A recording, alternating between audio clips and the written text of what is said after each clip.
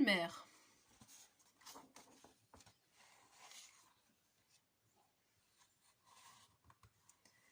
Il était une fois un troupeau d'éléphants. De jeunes éléphants, de vieux éléphants, de grands éléphants, des gros et des minces. Des éléphants comme ci, des éléphants comme ça ou autrement, tous différents mais tous heureux et tous de la même couleur. Tous sauf Elmer. Elmer était différent. Elmer était bariolé. Elmer était jaune et orange et rouge et rose et violet et bleu et vert et noir et blanc. Elmer n'était pas de la couleur des éléphants. C'est Elmer qui rendait les éléphants heureux. Tantôt, il plaisantait avec les autres éléphants, tantôt les autres éléphants plaisantaient avec lui. Mais c'est toujours Elmer qui a mené le rire. Une nuit, Elmer n'arrivait pas à trouver le sommeil. Il se disait qu'il en avait assez d'être différent. Qui a jamais entendu parler d'un éléphant bariolé, pensait-il. Pas étonnant qu'il se moque de moi. Au matin, avant que les autres se réveillent tout à fait, Elmer s'esquiva doucement. Son départ passa inaperçu. Tandis qu'il traversait la jungle, Elmer rencontra des animaux. Ils lui dirent tous « Bonjour Elmer !» À chacun d'eux, Elmer sourit et répondit « Bonjour !»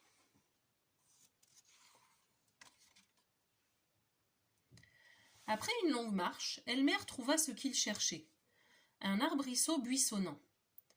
Un arbrisseau couvert de baies, de la couleur des éléphants. Elmer attrapa l'arbrisseau et le secoua tant et si bien que les baies tombèrent sur le sol. Une fois que le sol fut tapissé de baies, Elmer s'allongea et roula sur lui-même plusieurs fois d'un côté et de l'autre, puis d'avant en arrière. Ensuite, il ramassa des grappes de baies et s'en frictionna le corps jusqu'à ce que le jus des baies le recouvre entièrement et qu'il n'y ait plus la moindre trace de jaune ou d'orange, ou de rouge, ou de rose, ou de violet, ou de bleu, ou de vert, ou de noir, ou de blanc. Une fois son travail achevé, Elmer ressemblait à n'importe quel autre éléphant. Ensuite, Elmer s'en retourna vers le troupeau. En chemin, il repassa devant les autres animaux. Cette fois, ils lui dirent tous « Bonjour éléphant !» Et à chacun d'eux, Elmer sourit et répondit « Bonjour !» heureux de ne pas être reconnu. Quand Elmer retrouva les autres éléphants, ils étaient tous immobiles et silencieux. Aucun ne remarqua Elmer tandis qu'il se glissait au milieu du troupeau.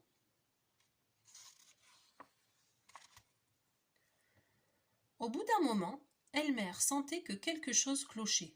Mais quoi? Il regarda autour de lui, la même jungle habituelle, les mêmes nuages de pluie qui traversaient le ciel de temps à autre, et enfin les mêmes éléphants. Elmer les regarda. Les éléphants étaient comme soudés au sol. Elmer ne les avait jamais vus si sérieux.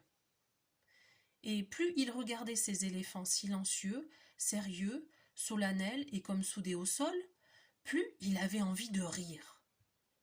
Au bout d'un moment, ce fut plus fort que lui. Il leva sa trompe et il hurla à tue-tête.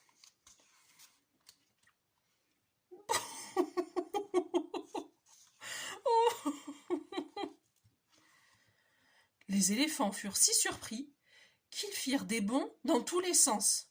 « Nom d'une pipe !» s'exclamèrent-ils. Puis ils virent Elmer qui n'en pouvait plus de rire. « Elmer !» dirent-ils. « Ce doit être Elmer ! Alors les éléphants se mirent à rire comme jamais ils n'avaient ri auparavant. Tandis qu'ils riaient, un nuage creva, et au contact de la pluie, Elmer redevint bariolé. Les éléphants riaient encore quand Elmer retrouva toutes ses couleurs habituelles. « Oh Elmer, dit un vieil éléphant, tu nous as déjà fait de bonnes plaisanteries, mais jamais nous n'avions ri comme aujourd'hui. Tu t'es vite démasqué. Nous devons célébrer ce jour chaque année, dit un éléphant. Ce sera le jour d'Elmer. Tous les éléphants se décoreront et Elmer se peindra de la couleur des éléphants. » Ainsi font les éléphants. Un jour par an, ils se décorent et ils se pavanent.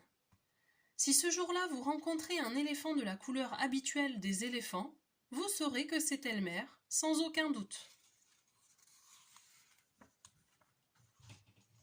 Et c'est la fin de cette histoire.